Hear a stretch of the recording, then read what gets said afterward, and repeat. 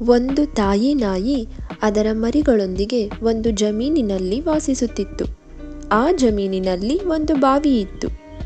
ತಾಯಿ ನಾಯಿ ಯಾವಾಗಲೂ ತನ್ನ ಮರಿಗಳಿಗೆ ಬಾವಿಯ ಹತ್ತಿರ ಹೋಗಬೇಡಿ ಮತ್ತು ಅದರ ಸುತ್ತಲೂ ಆಟವಾಡಬೇಡಿ ಎಂದು ಹೇಳುತ್ತಿತ್ತು. ಒಂದು ದಿನ ನಾಯಿ ಮರಿಗಳಲ್ಲೊಂದು ಕುತೂಹಲದಿಂದ ಬಾವಿಯ ಬಳಿ ಏಕೆ ಹೋಗಬಾರದು, ಬಾವಿಯ ಬಳಿ ಏನಿರಬಹುದು ಎಂದು ತಿಳಿಯ ಬಯಸಿ ಬಾವಿಯ ಬಳಿಗೆ ಹೋಗಲು ನಿರ್ಧರಿಸಿತು. ಅದು ಬಾವಿಯ ಬಳಿ ಹೋಗಿ ಗೋಡೆಯನ್ನು ಹತ್ತಿ ಒಳಗೆ ಇಣುಕಿ ನೋಡಿತು.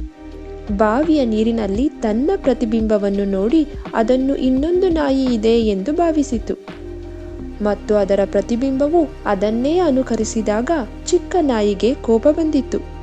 ಆದ್ದರಿಂದ ಅದು ಆ ನಾಯಿಯೊಂದಿಗೆ ಹೋರಾಡಲು ನಿರ್ಧರಿಸಿತು ಮತ್ತು ಬಾವಿಗೆ ಹಾರಿತು. ಅಲ್ಲಿ ತಾಯಿ ನಾಯಿ ಇರಲಿಲ್ಲ. ಪುಟ್ಟ ನಾಯಿ ಮರಿ ಹೆದರಿ ಬೊಗಳಲು ಪ್ರಾರಂಭಿಸಿತು. ನಂತರ ಒಬ್ಬ ರೈತ ಅದನ್ನು ರಕ್ಷಿಸಿ ಬಾವಿಯಿಂದ ಹೊರತೆಗೆದನು.